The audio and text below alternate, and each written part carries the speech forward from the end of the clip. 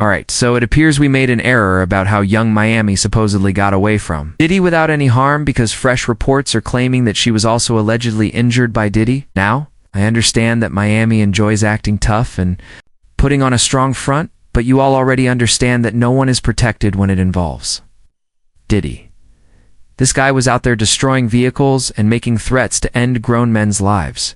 And based on Miami's former partner, Diddy supposedly damaged her body severely. Young Miami has stayed mostly quiet about Diddy's criminal issues since Cassie initially submitted her legal case, and for an extended period, supporters believed it was because she was involved in the wrongdoing. Well, we were mistaken about that. Her ex is finally attempting to clarify the situation, and the evidence he brought forward has shocked the online community. So let's dive into this now, too. Be honest, it's somewhat understandable why people thought Miami wasn't completely blameless. She somewhat projected boss lady energy, and multiple times it appeared like she was Diddy's preferred person because she openly made threats against other females. For instance, consider Diddy's mistress Gina Hine. Gina had been involved with Diddy way before Miami entered the situation. But Miami still felt bold enough to threaten making Diddy force Gina into a freak-off during a dispute. Miami confidently posted on social media, "If I wanted you to consume my urine, Diddy would have put you on your knees. You're a nobody, Gina. You've been struggling ever since I showed up. You've been begging for a child for 10 years. You've been around as someone who consumes bodily fluids when he wants it. You're the same person who was crying to Tasha K because you wanted a baby, poor thing." As if that wasn't terrible enough, she was also mentioned in a legal case by one of Diddy's accusers, who stated that Miami harassed her so intensely when she became pregnant with Diddy's child that she ended up having a miscarriage, based on the legal papers. In July 2022, Jane Doe went at defendant Combs's order to his residence in Los Angeles. While in defendant Combs's restroom, Jane Doe was forced to consume an unknown drug. Jane Doe later discovered it was or included ketamine and other substances, which made Jane Doe lose consciousness and black out repeatedly during the evening. Jane Doe did not agree to taking ketamine and other drugs. She explained that after becoming unconscious from the substances, wakened covered in marks, which made her understand something horrible had occurred to her. During that period, she stated, Combs would make her put on a performance for him and would give her alcohol and drugs until she passed out. This continued, and she would wake up with bruises and wounds, but with no memory of how she got her injuries. This went on until July 2024. The accuser continued to state that she eventually became pregnant with Diddy's child, which made young Miami allegedly harass her until she had a pregnancy loss.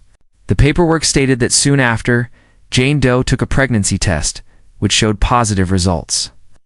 Jane Doe told defendant Combs about the positive result. Carisha Brownlee, defendant Combs's partner, bothered Jane Doe by constantly calling her and instructing Jane Doe to terminate the pregnancy. Jane Doe experienced a miscarriage and didn't communicate with defendant Combs or his group for roughly 3 months. So yes, it was somewhat difficult to view Miami as a victim, but the reality in situations like this is that two facts can exist. Together, while she might have been cruel to other women, she could have also been a victim too. And according to a man that fans think is her ex, she was allegedly victimized by Diddy. And get this, the ex is stating that we have the situation backwards, and that there was more to the events than we were informed. For example, you all recall how Lil Rod stated that Miami used to transport drugs for Diddy. Lil Rod wrote, "Plaintiff and the Combs Rico enterprise were practicing for something in Westville, Virginia." The legal document states, Plaintiff Jones personally saw Mr. Combs do several lines of cocaine in his changing room. Defendant Sean Combs wanted to see it, but Brendan forgot it. So defendant Christina Coram contacted young Miami, who then delivered it on the private airplane from Miami. While the supposed ex is now stating that she didn't really have an option, she had to do what Diddy commanded her when he commanded her, or there would be punishment. Now, this might appear difficult to accept initially, but then we've had several people giving testimony during the trial that you had to follow Diddy constantly or he would become angry. And you all know what occurs when he's mad. He has been charged with physically attacking so many women, so everyone just followed what he desired. So if Diddy wanted young Miami to abandon everything and deliver him, cocaine wherever he was? You all better believe that's exactly what would have occurred. But hold on, because that's not everything. You all remember when Miami boasted about how she enjoyed golden showers and how she and Diddy used to do that? You have to admit, take a drink if you enjoy golden showers. Do. Golden showers meaning when the man urinates on you, pee on you everywhere. You enjoy it? I just enjoy it. You do too. Well, word on the street is that it was just her way of dealing with it because she didn't actually have a choice in whether it occurred or not. Again, it was all supposedly controlled by Diddy. If he instructed her to get on her knees and get urinated on, she had no option. This explains why she suddenly attempted to take back her words after Diddy got arrested, stating that she never did that with him. She posted on social media, "I never claimed he was the person I did that with. Intimacy is part of living. I'm an adult, and maybe I discuss it excessively, but everyone has their personal experiences. Some people get defecated on, some people live dangerously, some people are wild. I observe many women get urinated on. We're adults and we're in the house just relaxing and want to discuss intimacy. What's the problem with that?" But it appears like she was just attempting to protect her reputation and save herself from the shame. According to the supposed ex, it did occur, and like Cassie, she had no choice. Again, Diddy got what Diddy desired. Look, while Cassie was being questioned by the prosecutor, she confessed that Diddy would make her participate in free coughs even when she was menstruating. The prosecutor also questioned her, "Did you want to be urinated on?" And Cassie responded, "No, I did not want it." The prosecutor then questioned how it felt, and she responded, "It was revolting. It was excessive.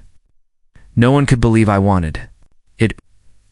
When questioned why she did it, and if she wanted Diddy to urinate in her mouth, she responded, "Too much urine in my mouth. I didn't want anyone to urinate on me. It was clear I didn't want to be on the floor being urinated on by two men." But then things became stranger when one of the escorts testified and stated that Cassie was the one who requested him to urinate on her. In legal papers, he said, "So Cassie was actually the person that requested me to urinate on her." They had just exited the room and she questioned me if I had ever done it before, and I said no, and she instructed me to do it. And apparently I was doing it incorrectly because they both stopped me and told me that I was supposed to release a little at a time and not go completely like urinate on her. So this kind of made it appear like Cassie desired it when Diddy was the one controlling everything the whole time. It appears like this was the same situation with young Miami, when we believed she was the one in control. Meanwhile, she was just a Maranita, T.E.O., and from what it looks like, she didn't exactly avoid Diddy's rage either. Based on this photo that she attempted to explain away as a regular home accident, it appears like he might have been physically attacking her in addition to everything else. I'm not going to lie. It's somewhat shocking to discover that Miami was also supposedly victimized, but that just demonstrates that victims aren't always perfect. Sometimes they're imperfect and they've done wrong things, but that doesn't remove the fact that they're victims. That being said, I want to understand how you all feel about Miami's ex's statements. You believe that he's speaking the truth? Or do you think that he's just attempting to help her clean up her reputation? Let me know how y'all feel about this in the comments section below, then watch this next video.